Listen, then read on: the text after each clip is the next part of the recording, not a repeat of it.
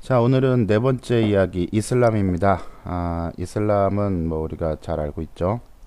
왠지 조금 이렇게 과격한 그런 느낌을 주는 그런 것인데요. 원래 뭐 이슬람은 뭐 관용의 종교라고도 합니다. 뭐 어쨌거나 세계사에서 그리고 현재 그 세계사의 흐름을 볼 때 이슬람에 대한 부분은 어느 정도 알고 있는 것이 기본적 소양이라고 생각을 해요. 자, 먼저 그 이슬람이라는 그 말 자체에 사실 이제 종교라는 의미가 들어가 있어요. 그래서 우리가 이제 엄밀하게 얘기하면 뭐 이슬람교라고 하는 것이 이게 정확하지 않은 표현이거든요. 뭐 이따 얘기하겠지만 이제 알라 신이라고 하는 것도 사실은 정확하지는 않은 표현입니다. 이슬람이라는 것은요, 우리가 이제 그 모두 알고 있듯이 그 뭐 모하메드 뭐 여러 가지 이름이 있겠는데요. 아무튼 뭐 이렇게 뭐 무함마드 정도 쓰는 것 같아요. 자, 이 사람이 7세기 초, 그러니까 610년경이죠. 그 메카 지방에서 최초로 이제 일으킨 종교가 되겠습니다. 기본적으로 이제 우상을 숭배를 금지하고 알라에 절대 복종하고 신 앞에서는 만인이 평등하고 그다음에 이슬람 신자를 이제 무슬림이라고 하죠. 무슬림은 모두 형제다라고 해서 거의 이제 이슬람 공동체적인 성격을 띠고 시작을 합니다. 여기 이제 무슬림은 이슬람 신자라고 하는데요. 이제 왜 이러한 종교가 나타나게 됐는가? 이제 약간의 시대적 배경을 한번 살펴보면요. 여기 지도를 한번 보시면요. 여기 이제 7세기 초반 이제 그 당시에 그 지중해 연안부터 소아시아까지를 나타내는 건데요. 자, 이쪽은요, 그 비잔틴 제국이죠. 우리가 지난 시간에 했던 그 비잔틴 제국의 최대 판도를 나타냈던 유스티니아누스 황제 때의 그 동로마 제국입니다. 그 다음에 여기 있는 이제 페르시아라는 나라가 있는데요. 요 페르시아는 그 우리가 알고 있던 그 페르시아가 아니고요. 사산조 페르시아라고 합니다. 알렉산더 대왕이 이제 페르시아를 멸망하고요. 그 다음에 이제 그 이후에 알렉산더 제국이 무너지고 나가지고 이쪽에는 이제 뭐 파르티아라든가 뭐 이런 나라들이 이제 몇몇이 존재했었는데 그 중에서 이제 사산조 페르시아라는 나라가 이쪽을 이제 장악을 하게 되죠. 그러면서 이제 서쪽에 있던 동로마 제국하고 이쪽에서 대립을 하게 됩니다. 자, 이 과정에서요, 이 동서교역로가 차단이 되거든요. 이쪽에서 이제 싸우고 있으니까 이쪽 인도 지방에서 오는 물품, 그 다음에 이쪽 동쪽 로마 쪽에서 오는 물품 이런 것들이 서로 교역을 하지 못하게 돼요. 그러다 보니까 이제 우회로를 택하게 되는데 거기가 어디냐면은 바로 이제 메카 메디나 이 아라비아 반도예요. 이쪽으로 이렇게 내려오든 뭐 이렇게 내려오고 그 다음에 이쪽에서는 이쪽 인도 서부죠. 인도 서부에서 이제 해상 교역로를 통해서 이렇게 아라비아 반도 쪽으로 오면서 이쪽 아라비아 반도가 이제 동서 교역의 중심지가 됩니다. 그러는 과정에서 이제 그 메카 메디나 이제 뒤에서 정확한 위치를 보겠지만은 이 메카와 메디나를 중심으로 아라비아 반도 쪽에서 상업이 엄청 발달하게 돼요. 그런데 어떤 산업이 발전하게 되면은 당연히 이제 어떤 빈부격차가 심하게 되겠죠. 그 다음에 이쪽에 그 주도권을 가지고 부족 간의 다툼이 점점 심화됩니다. 이러한 상황 속에서 이제 무하마드가 메카에서 만인은 평등하다라는 이제 종교를 처음으로 주창하게 되겠죠. 610년경에 이제 그쪽 표현으로 하나님이죠. 하나님, 알라라는 하나님의 계시를 받아서 이제 새로운 종교가 창설이 되게 되는 거죠. 자, 그런데요. 그 당시 뭐 예수 때도 마찬가지였죠. 어떠한 새로운 사상이 퍼지게 되면은 기존의 기득권으로부터 핍박을 받게 되는데 무하메드의 이슬람도 마찬가지입니다. 당시 이 메카 지역에서 이제 그 포교 활동을 하고 있었는데 메카 지역에 이제 어떠한 귀족 세력들 이쪽 세력들에서 박해를 받게 되죠. 그러면서 이 메카에서 메디나로 이제 쫓겨가게 되는데요. 이것을 우리가 헤지라라고 합니다. 헤지라는요, 이제 말 그 자체가 바로 이주, 뭐 이동 이런 뜻이에요. 그래서 메카에서 메디나로 이주했다라고 얘기합니다. 자, 그런데 이제 그 당시 아랍의 문화는요, 자신의 고향을 버리고 어디로 떠나가게 되는 거거든요. 거의 뭐 반역죄에 가깝게 이렇게 생각했다고 해요. 그래서 이제 이쪽 메디나로 가서도요, 이제 계속 기존의 기득권 세력의 공격을 받게 됩니다. 하지만은 이제 여기서 이슬람 그 교리를 바탕으로 이제 세력권을 형성을 하죠. 그러면서 다시 이제 메카를 장악하고 다시 이슬람 반도를 통일해서 이슬람 제국, 그러니까 요때까지 모하메드 시절 아라비아 반도 전체를 통일하게 됩니다. 이러면서 이제 최초의 이슬람 제국이 성립이 되는데요. 이러한 이슬람 세계는요, 이제 그 무함마드 이후에 점점점 확장을 하게 됩니다.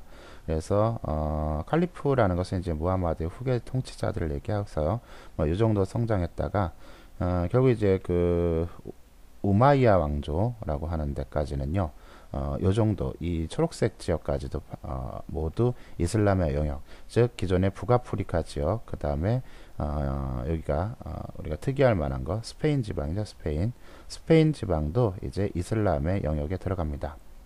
그래서 이렇게 이제 확장이 되는데, 사실 이렇게 그 확장이 될 수 있는 이제 주요한 원인 중에 하나가 뭐냐면, 이슬람이라는 종교가 뭐 우리가 한 손에는 코란, 한 손에는 칼 이렇게 되면서 거의 뭐 강제 포교를 하는 것처럼 이렇게 알려져 있지만은요, 사실은 이제 굉장히 관용적인 종교예요.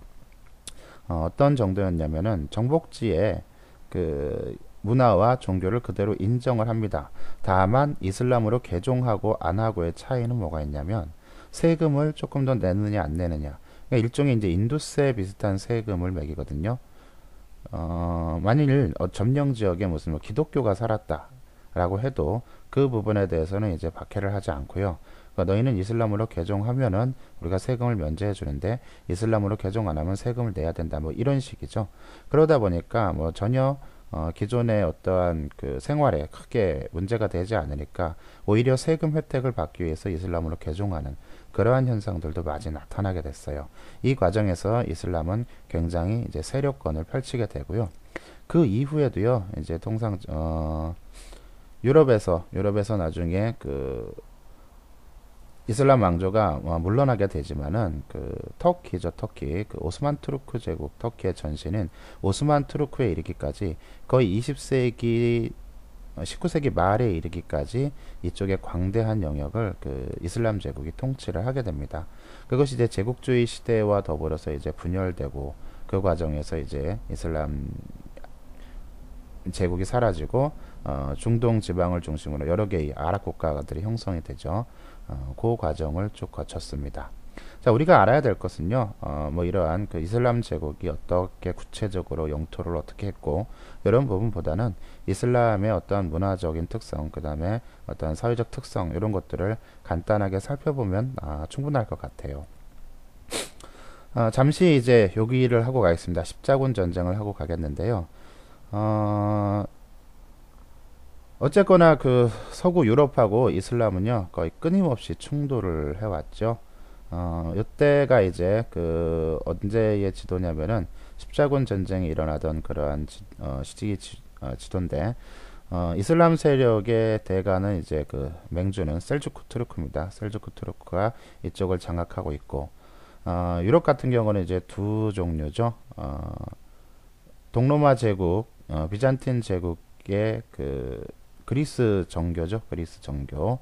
그다음에 뭐 나중에 뭐 러시아 정교 뭐 이렇게 나누기도 하지만, 이러한 비잔틴 제국의 영역, 그다음에 신성 로마 제국을 중심으로 하는 기존의 이제 과거의 서구 세력, 프랑스, 이제 프랑크 왕국에서 먼저 시작됐겠죠. 그래서 이제 프랑스를 지방 중과 그다음에 신성 로마 제국, 요렇게 기타 등등 하는 이러한 세력들이 이렇게 서로 있었는데요. 이러한 십자군 전쟁의 출발은요, 이 동로마 제국과 셀주크 투르크의 전쟁으로부터 시작이 됩니다. 셀주크 투르크가 계속 세력을 확장하면서 동로마 제국의 수도인 콘스탄티노플을 계속 위협하게 되죠. 이제 뭐 지난 시간에 우리가 그 동로마 제국이 어떻게 멸망하게 됐는가, 결국은 이제 이슬람에 의해서 멸망을 하게 되는데요. 그거보다 이제 한참 전 얘기입니다. 그러다 보니까 이제 동로마 제국의 황제가 그 로마 교황인 그 우르반 2세한테 그 구원 요청을 하죠. 당시 이제 우르반 2세는요, 여기서 한번 그 짱 한번 먹어야 되겠다, 이러한 생각을 가지고 전 유럽에 예루살렘 성지를 회복하는 것이 바로 신의 뜻이다, 이제 이러한 얘기를 하게 됩니다. 여기 이제 지도를 보게 되면요, 당시 예루살렘이 어떻게 됩니까? 성지, 기독교의 성지임에도 불구하고 이쪽 이슬람 문화권에 들어가 있었죠. 그래서 요 십자군 전쟁이 이제 이때 시작이 되는 겁니다. 여기 이제 보시면요, 뭐 원정로가 어쩌고 저쩌고 뭐 이런 것들은 그냥 해놓은 거고, 거의 200년 정도간의 이제 7차에 걸쳐서 이루어졌었죠. 그렇게 해서 처음에는요, 처음 제1회 1차 십자군 원정 때 이 성지 예루살렘을 함락을 시킵니다. 그래서 이쪽 소아시아 지역에 여러 개의 십자군 왕국, 그러니까는 십자군 전쟁에 참여했던 귀족들이 이쪽에 이제 여러 개의 왕국 내지는 공국을 세우면서 이쪽에 이제 기독교 문화권을 다시 성립을 하게 되는데요. 이 과정 그 이후로도 계속 끊임없이 충돌을 하게 됩니다. 여러분 혹시 킹덤 오브 헤븐이라는 영화를 보셨나요? 보셨는지는 모르겠지만 그 영화의 배경이 바로 이제 킹덤 오브 헤븐, 살라딘, 그래서 I'm 살라딘 뭐 이렇게 아주 간지나던 배우가 있었던 그때가 바로 이제 3차 십자군 원정 바로 직전의 상황이에요. 셀주크 투르크 이슬람이 대제국을 만든 이유 중에 하나로 뭘 하나로 꼽느냐면은요, 이제 띄엄띄엄이지만은요, 당대의 위대한 통치자들이 나타났다라는 것을 들기도 하거든요. 그런데 이제 그 중에 한 명으로 굉장히 추앙받는 인물, 단테가 신곡에서 가장 죄값을 덜 받은, 뭐 실제적으로는 뭐 거의 죄를 안 받은 그러한 이교도 3명을 지목했는데요. 한 명이 소크라테스, 그 다음에 한 명이 플라톤, 그리고 또 한 명이 바로 이 살라딘입니다. 그래서 정말 이슬람에서는 위대한 군주 중에 하나인데요. 이 살라딘이 1187년에 예루살렘을 다시 탈환을 하죠. 기존에 있던 예루살렘 왕국을 멸망시키고 이때 다시 탈환을 하게 됩니다. 근데 이제 이 살라딘은 예루살렘을 다시 탈환을 하면서 관용을 베풀죠. 그 안에 있는 사람들을 학살하거나 십자군이 처음 예루살렘을 점령했을 때는요. 예루살렘에 있는 거주민들 거의 다 죽였어요. 예루살렘에 그 당시에 이슬람교, 그다음에 유대교 이렇게 주로 살고 있었는데 거의 대부분을 학살하는 만행을 저지르거든요. 하지만 살라딘은 예루살렘을 다시 탈환한 이후에 오히려 개방을 합니다. 기독교인들에게 성지 순례도 허용하고 아무튼 뭐 그럴 때고요. 우리가 이제 로빈 훗으로 알려져 있는 영국의 왕 리처드 있죠. 리처드가 나라를 떠났을 때 동생인 존 왕인가가 하고 로빈 훗하고 어쩌고 저쩌고 했던 전설, 그것이 관련된 것이 바로 이 3차 십자군 원정입니다. 그래서 살라딘에 의해서 예루살렘이 다시 점령이 되고, 그러자 이제 영국의 리차드 왕을 중심으로 하는 제 3차 원정대가 출발을 하는데요. 결국은 이제 타협을 하게 되죠. 그래서 이제 사실이 이제 그 정도 때의 십자군 전쟁, 그러니까 초기 의미를 가진 십자군 전쟁이 거의 끝났다라고 보면 되고, 이쪽 애들은 뭐 그냥 그랬구나라고 하는 겁니다. 어떠한 정치 경제적 요인들에 의해서 계속 십자군이 일으켜졌다. 그 정도 생각하면 될 것 같아요. 자, 이제 이슬람의 어떠한 역사적 흐름을 잠시 살펴봤으니까요. 이제 이슬람 사회에 대해서 한번 알아보겠습니다. 우리가 알라라고 하는 것은 이제 알라 신이 아니고요. 이미 여기에 보듯이 알라는 하나의 신, 알이 하나, 그 다음에 발음 모르겠어요. 제가 합쳐서 우리가 주로 알라라고 하니까. 그래서 이것이 유일신이라고 합니다. 무함메드 자체가 밝혔듯이 이제 어떠한 아브라함의 종교다라고 얘기를 하거든요. 그래서 이제 어떻게 보면은 이제 기독교하고 기원을 같이 하고 있어요. 기독교하고. 그래서 어떠한 뭐 계시라든가 또는 뭐 천사 이야기라든가 이런 것들이 기독교와 거의 비슷한 구조를 가지고 있고요. 이제 조금 이제 어디서부터 차이가 조금 나냐면은 가장 큰 차이는 이제 예수를 어떻게 볼 것이냐라는 거죠. 기독교에는 이제 예수는 하나님의 아들, 곧 신과 동격이죠. 하지만은 이슬람에서는요, 무함마드가 뭐 하나님의 아들이라든가 뭐 이런 거 아니죠. 무함마드는 단지 뭐냐면은 예언자에 불과합니다. 예언자. 그래서 이것은 신의 말씀을 전하는 사람이지 신과 동급은 아니다라고 하는데요. 이슬람에서는요, 이 예수도 사실은 이제 예언자라고 봐요. 예언자. 그러다 보니까는 이제 뭐가 되냐면은 예언자는 굉장히 성스러운 사람이에요. 그러다 보니까는 나중에 뭐 승천하는 일이 있더라도 누구에게나 누구에게 죽임을 당하거나 그러지는 않거든요. 그래서 예수가 십자가에 못 박혀 죽었다, 십자가에 못 박혀 돌아가셨다는 사실 자체를 부정을 해버립니다. 그러면서 위대한 예언자 예수, 뭐 요 정도 바라보는 것에서 일단은 좀 차이가 있다라고 보고요. 자, 여러분들이 이게 모스크의 꼭대기죠. 모스크라고 하면 이슬람 사원을 우리가 모스크라고 하고 있는데요. 이 모스크의 꼭대기에는 거의 대부분 이런 초승달. 이게 이제 모양이 뭐 일률적이진 않습니다. 어떠한 모스크에 가면 이제 거의 원형의 이러한 달을 해놓기도 하고요. 정확하게 얘기하면 사실 이제 이슬람의 상징은요, 이제 초생달 하나라기보다는 이제 초생달과 샛별이에요. 여기 뒤에 잠깐 보시면요, 이런 거죠. 이런 국가들에 보면 다 초생달하고 샛별하고 같이 있는데요. 자, 요것은요, 무함마드가 이제 첫 계시를 받은 날, 610년 메카에서 첫 계시를 받은 날, 이제 하늘에 초생달과 샛별이 떠 있었다, 이렇게 전해지기 때문에 이것이 이슬람의 상징이 됩니다. 즉 무슬림으로서의 첫 출발을 의미하게 되는 그러한 상징입니다. 그래서 이것이 있고요. 이쪽 나라들을 보면요, 이제 다 어떠냐면 이제 이슬람 국가들이에요. 이슬람 국가들인데 다 국기에 보면은 이런 초생달하고 샛별 이런 것이 국기 안에 들어가 있는 것을 알 수 있습니다. 굉장히 좀 아이러니한 게 뭐냐면요, 중동에 있는 아랍 국가들 국기를 가만히 여러분 한번 생각해 보세요. 찾아보시던가. 거기는 초생달하고 샛별이 없습니다. 그래서 하여튼 뭐 그렇습니다. 자, 이제 코란이 있는데요. 코란은 이제 정확하게 얘기하면 이제 그쪽 말로 발음하면 이제 꾸란이라고 얘기합니다. 꾸란. 그래서 여기 보면요, 우리가 뭐 어떤 C나라든가 K라든가 이런 거 아니에요. Q로 시작하는 코란이고요. 이슬람의 경전입니다. 자, 이것은요, 뭐 우리가 성경 같은 바이블 같은 경우에는요, 예수의 제자들이 이렇게 집필한 거잖아요.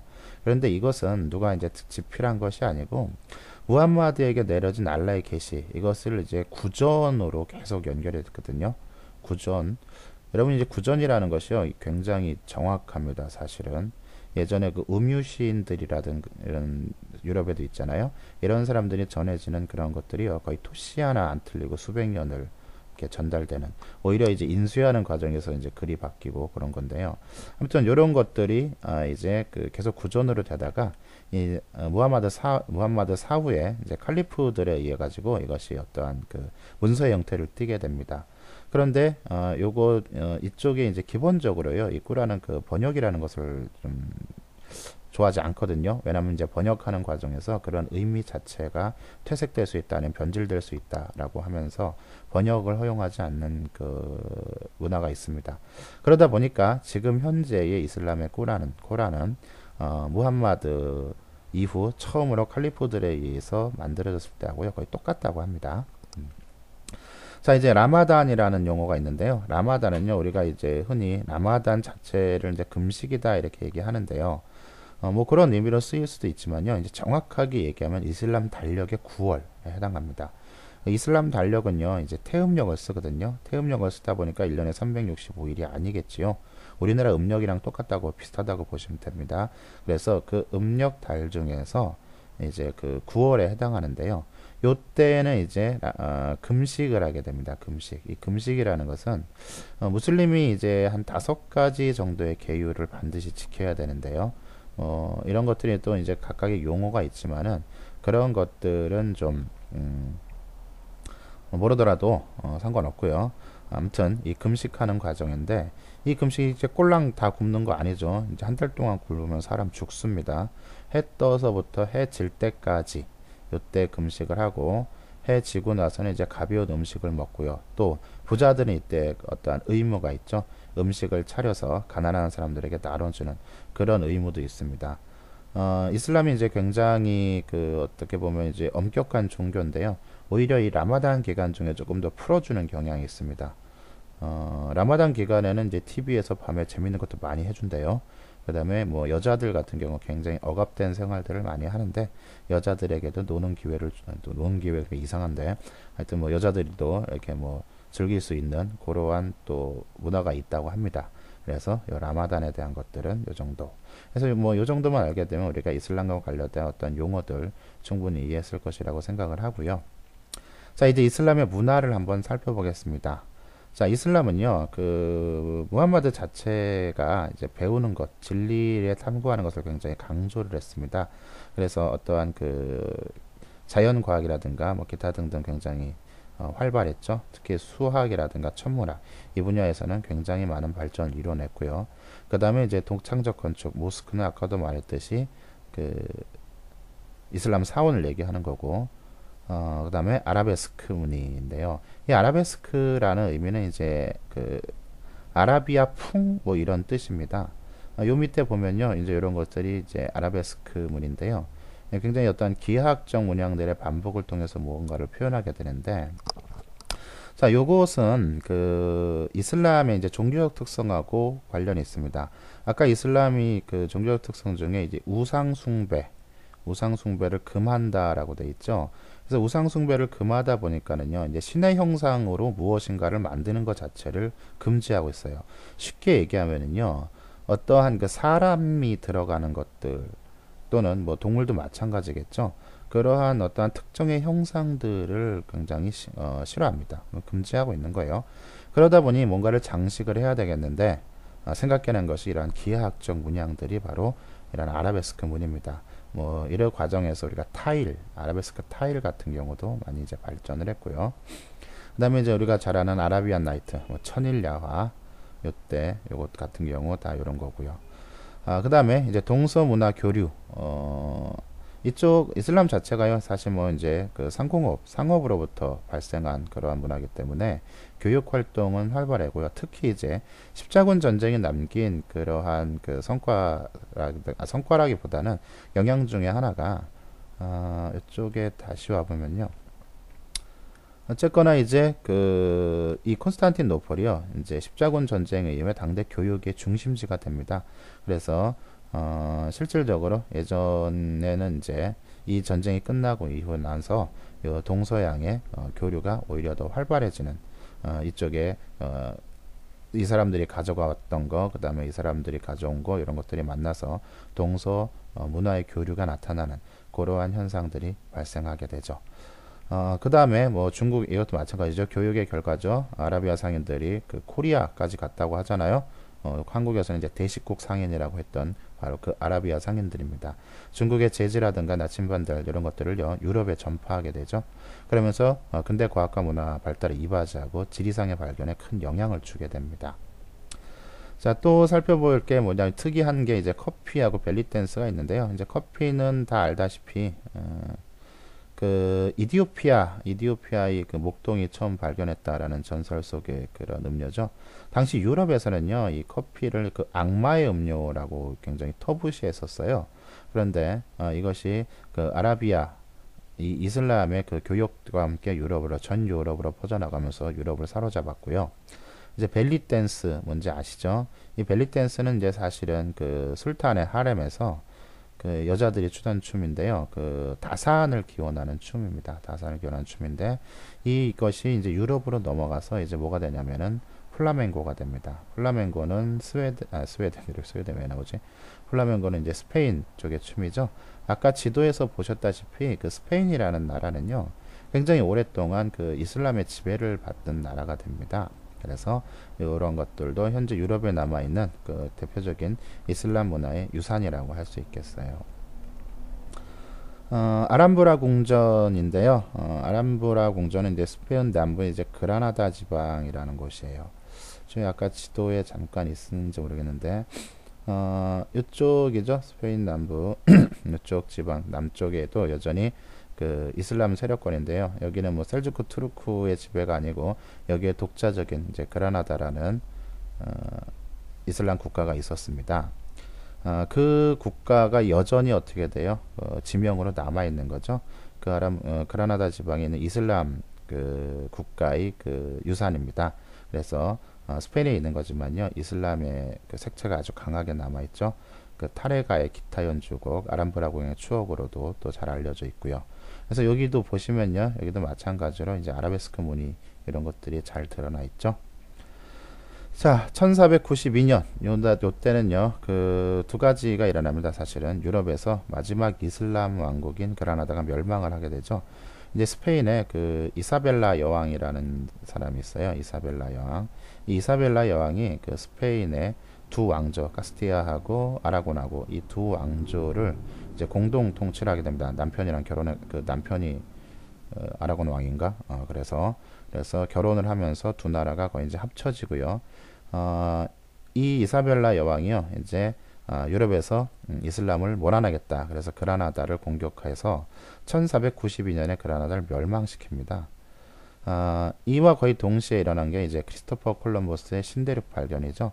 자, 요것은요, 뭐 거의 사실은 이제 비슷한 이 향신료인데 이사벨라 여왕이 그라나다를 멸망시키게 된 굉장히 큰 이유 중에 하나가 이 바로 향신료 때문이라고도 합니다. 당시 이 향신료, 즉 그 인도와의 무역은 그 이슬람이 독점을 했죠. 그러다 보니까는 유럽에서는 그러한 향신료를 구매하기 위해서 이슬람 쪽을 이렇게 과 교역을 해야 되는데 이사벨라 여왕은 이교도한테 사느니 이것들을 어디선가 구해야 되겠다라고 하면서 이제 신대륙 발견하는 쪽 이쪽으로 후원을 하게 돼서 결국 발견하고요. 또 한쪽으로는 이 향신료 비싸게 사는 이교도 나쁜 놈들을 쫓아내야 되겠다. 뭐 이러면서 했다. 뭐 이런 이야기도 있습니다. 뭐 정사라고 할 건 없고요. 뭐 향신료 신대륙 발견의 목적은 뭐 향신료인 것은 맞고요.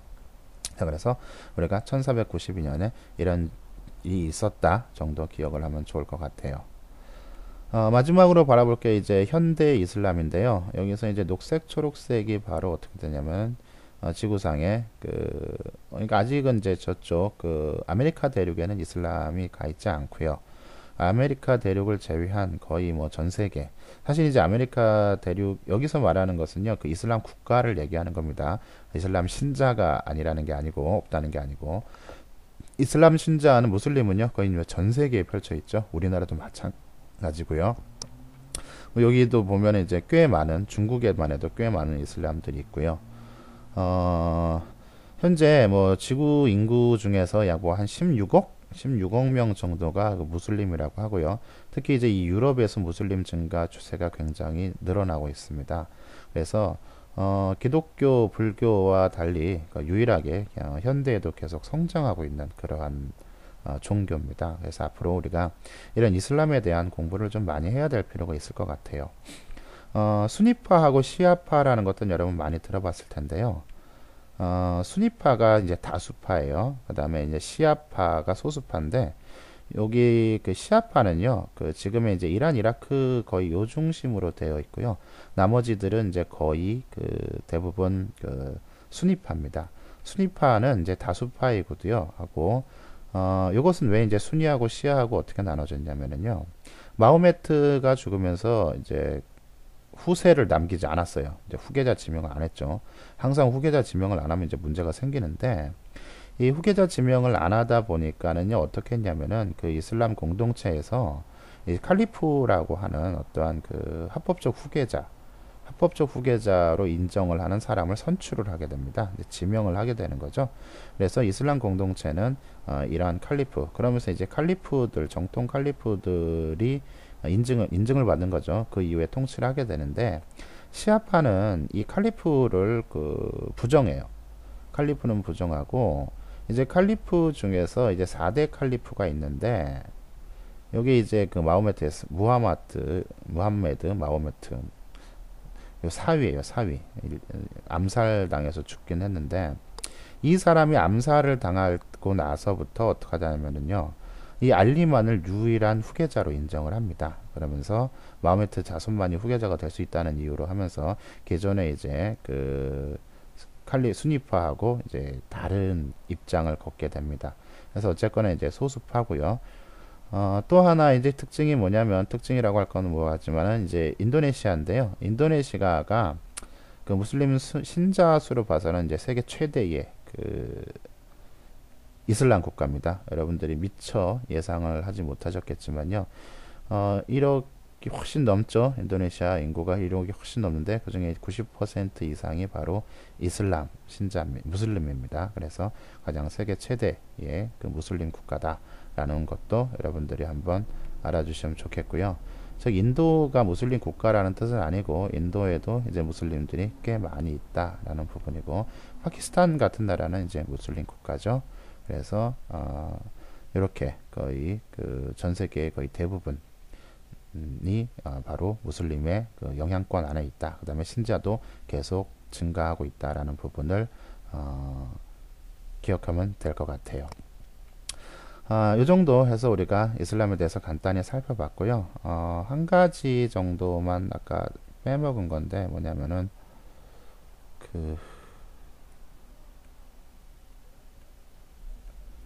이게 왔다 갔다 하면 여러분들 헷갈릴 텐데 십자군 전쟁에서요. 왜 예루살렘이 가장 핵심이 됐는가 이제 그거를 한번 이야기를 할게요. 왜 살라딘은 예루살렘을 다시 탈환하려 했는가 요건데요. 이슬람의 세 가지 성지가 있어요. 메카 3대 성지인데 그 다음에 메디나 그 다음에 모두의 성지인 예루살렘이에요. 메카는 아까 말했다시피 최초로 계시를 받은 곳, 그 다음에 메디나는 헤지라가 일어난 곳인데요. 예수가 왜 나? 예루살렘은 이제 무함마드가 나중에 승천한 곳이다라고 알려져 있다고 합니다. 그래서 하늘로 승천한 장소이기 때문에 여기도 이슬람의 입장에서도 성지가 되는 거죠. 자, 그래서 우리가 이 정도 가지고 이슬람 문화를 한번 간단하게 정리를 해봤습니다.